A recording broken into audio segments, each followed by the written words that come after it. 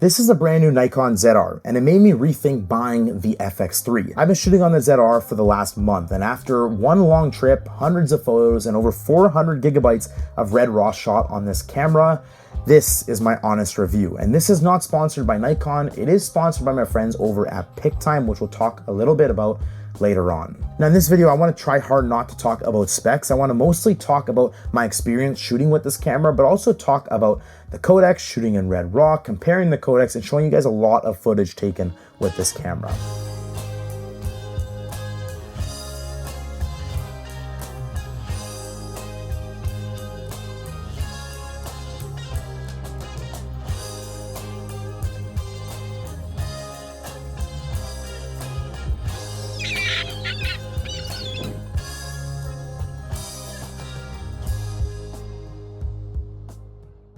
Now really quickly, let me just preface why I bought this camera and why this camera felt like the right camera for me. That way you can keep this in mind throughout the video. I wanted a small, compact style cinema camera, kind of like a run and gun camera that I could take with me, and I wanted to be able to use all of my regular Sony lenses on it. So the FX3 was kind of my top choice, but when Nikon released this and I saw the price point, and I also saw all the features that this camera has, I knew I had to take a look at it. The perk to the Nikon is that I actually found out that you can use Sony lenses on this camera, and I'll talk a little bit about that later on. But yeah, that was a huge selling point and basically one of the main reasons why I ended up picking up this camera. Okay, so let's talk about the appearance of this camera. So first things first, we have this massive 4-inch display on the back of the camera.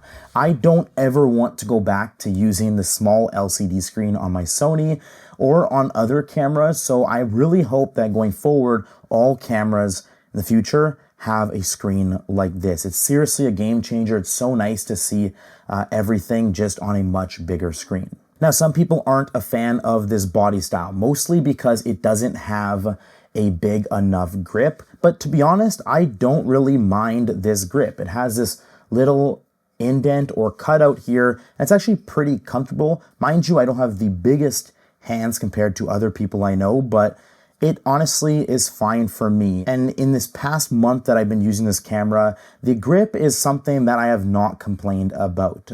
I personally have always wanted a small, compact camera like this, and the fact that this camera is literally this thin without that big grip means I can just slip it into my camera bag very, very easily and take around with me essentially anywhere I want.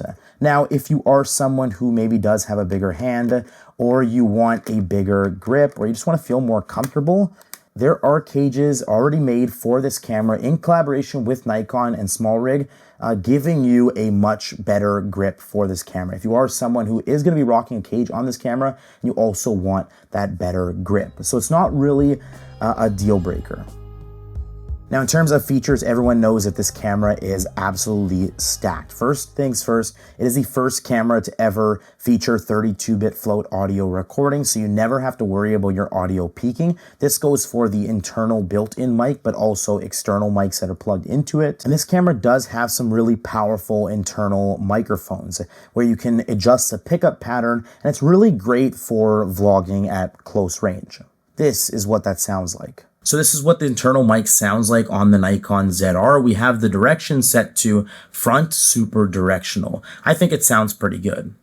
It also has 7.5 stops of in-body image stabilization, which I'm really happy that Nikon put IBIS in this camera for it being this small. It has shutter angle and waveforms, everything that you would expect out of a small pocket cinema camera. It is missing some things like open gate and also anamorphic D-squeeze in camera, but we're hoping we get that in a software update coming in the future. Also, setting up this camera, going through the menus, turning on view assist, your grids, focus peaking, all of that is very simple. You don't have to go into the camera's menu systems. It's really all in front of you. So if you want to see how I set up my camera, but also those menus, I'd highly recommend going to check out my last video on this. The ZR is impressive because it can shoot Red Raw or R3D Raw internally in camera. It can also shoot NRAW, which is Nikon's RAW. It can shoot ProRes RAW HQ, you can shoot ProRes 422 HQ, you can shoot in H.265, you can shoot in H.264, you can shoot in 10-bit, you can shoot in 8-bit, you can shoot in 12-bit in those RAW codecs. Now I shot in basically all of the codecs on this camera, except for the 8-bit ones that nobody really cares about, and I'm going to tell you what I think about all of them while I show you some clips taken from this camera. The R3D or Red Raw codec from this camera is going to be the best codec you can shoot with on this camera. Not because it's the highest, but because it's going to be the sharpest, it's going to get you the cleanest image, but also the best colors for the best flexibility when it comes to post. Editing these Red Raw files is just a blast to work with. And if you are going to use the Red Raw, I'd highly recommend getting enough storage beforehand. I've been using the ProGrade Iridium 4.0 CF Express B cards with this camera. This is all I rock in all of my cameras are these ProGrade cards, and I'd highly recommend picking up one of these. This is a 1.6 terabyte, so I really don't have to worry about storage space. The pro to shooting RAW video is being able to make edits to your white balance and ISO later in post without making destructive edits. It's the difference between editing a JPEG and editing a RAW photo. Editing RAW video is going to give you a lot more flexibility later in post. So if you take a look here, I can edit that RAW video file in Final Cut Pro. I can also do the same thing in DaVinci Resolve. Now, great image quality, videos, photos can make you look like a professional, but it's only half the job. If you're a professional or a semi-professional and you want to elevate your business, you want to get more clients but also make a lot more money, it's important to keep that professionalism throughout the entire process, not just in the final deliverable. What I mean by this is the final delivery should also match that professionalism and match the quality of what your camera captured. The final delivery is also important because you want to be able to retain that client and not just deliver the photos or deliver the videos and call it quits. And that's where PicTime comes in. PicTime is one of the most powerful tools for creators to deliver, share, and monetize their work. I've been using PicTime to deliver my client galleries for years, but also to make extra money off of my services and my work. You can deliver a gallery to a client and years later still make money off of that same gallery. Now, PicTime isn't just a website or a service to deliver your galleries and your images to your clients in the highest quality, but it also supports video as well. And this is why I'm mentioning it in this video.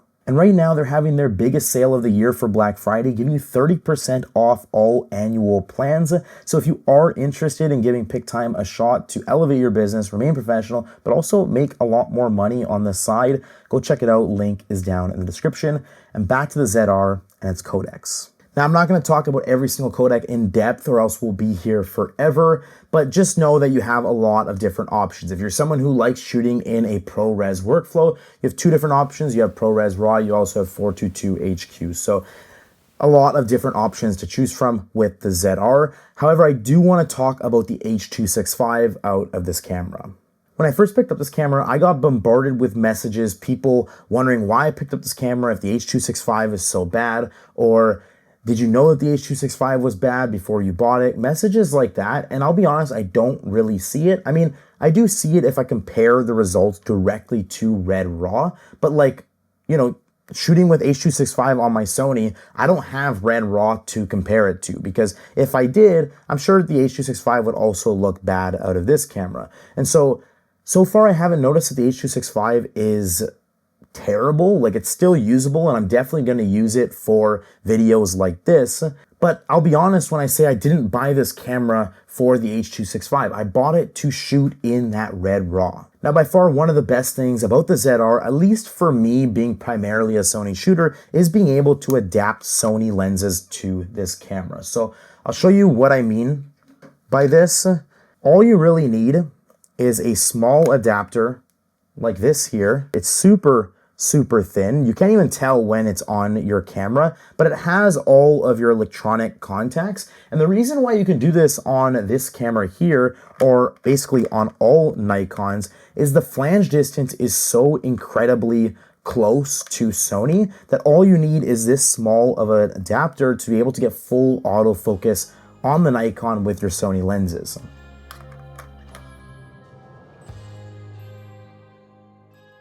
So for me, I'm actually using all of my Sigma E-mount Sony lenses on this Nikon, and it works great. The autofocus works, it connects, I can adjust my aperture and everything. Everything works flawlessly. So for me, being able to use my Sony lenses on this Nikon without having to carry around extra lenses for this camera was a huge selling point for me. This camera just has a lot of good things going for it. It has a massive LCD screen. It has amazing battery life, especially how it can support these super intensive codecs. The battery life is actually surprisingly good. It hasn't overheated on me yet, and to my understanding, it just is not going to overheat for whatever reason. Nikon just somehow figured it out. It is fully weather sealed, which is nice. It has a partially stacked sensor, great for those faster readouts and better rolling shutter performance. It also has that 24 megapixel sensor in there, so it's great if you are primarily a video shooter, but you also don't want to compromise when it comes to photos, or you still want a camera that's capable for photos. It can very well do that. Now, speaking about photos with this camera, I took a lot of photos on my trip to Turkey with it. I actually brought my A7 IV and didn't pull it out at all during the trip. I used the ZR for photos and videos the entire time, and the photos turned out really good. I've always liked editing Nikon RAW photos. The depth and just the colors are so good. Now, it doesn't have a mechanical shutter, it has electronic shutter. You don't have to worry about rolling shutter all that much because of its partially stacked sensor. However, under certain lighting conditions, especially indoors and incandescent lighting, you may get the banding in your photos, but Nikon made it very easy, setting your shutter speed to variable shutter speed and adjusting it to get the banding to disappear. And you're getting everything I talked about in this video for a very good price of just $2,200 for the body. You can get 2 of these cameras for the price of an FX3. Now, after using this camera, I've really only come up with 2 downsides for myself personally. I'll still talk about the other issues, but for me personally, one main issue is the bitrate options. We're essentially shooting at the max bitrate for every codec that you're shooting in, which is fine. Like, I mean, you can't expect to shoot raw video at 100 megabytes per second, especially 12-bit. It's just not going to happen. But it would be nice to be able to dumb those down just a little bit. Shooting 6K 24 frames per second at like 1600 megabytes per second in Red Raw is a little bit crazy, especially if you want to do any sort of talking head videos. And so it would be nice to drop those down. We don't have those options right now. Hopefully it comes in a future firmware update. The other downside, and it really only happened once to me, but I can see it being an issue later on, is when this camera is turned on, there's no indication that this camera is on unless you're looking at the screen. If you have the screen folded in, you will never know if the camera is turned on or is turned off. And Nikon has this, little power button with the light around it, and it would be nice if we could have that light stay on when the camera is on, or even just blink every once in a while to let you know it is turned on. I don't know. I had this camera put in my bag, and by the time I picked it up, the battery was drained, and that's because the camera was turned on the entire time. So it would be nice to know if the camera's turned on or off using a tally light or anything, just to give us that indication. Now, that being said, there are some other downsides that other creators have pointed out, and they are valid. First off, it doesn't shoot open gate. Now, if you're talking about a pocket cinema camera, it would be nice if it shot open gate. For me personally, I don't care if I have open gate. Like, don't get me wrong, if I had it, I would use it, but it's not a huge deal breaker for me. Whatever, if it's there, I'll use it. If it's not there, it's not a huge deal breaker to me, but I can see how it is a deal breaker to a lot of other people. And so Nikon, I'd highly recommend doing an update if you can, if it's possible. Give us open gate in this camera. The other thing is anamorphic D-squeeze. Again, it's a cinema camera. This one is no doubt, it should have anamorphic D-squeeze, especially if we're using a lot of manual cinema anamorphic lenses on this camera, which I know a lot of people are doing. Me personally, I don't have anamorphic lenses. I don't use anamorphic lenses. And so this is not a huge bother to me. Now, I know what you're thinking. You're probably like, what about the micro HDMI port? The screen on the back of this Nikon ZR is absolutely amazing. And for me, I'm never going to put, I'm not going to say never, but most likely we'll never put a external monitor on this camera. So the micro HDMI port doesn't really bother me.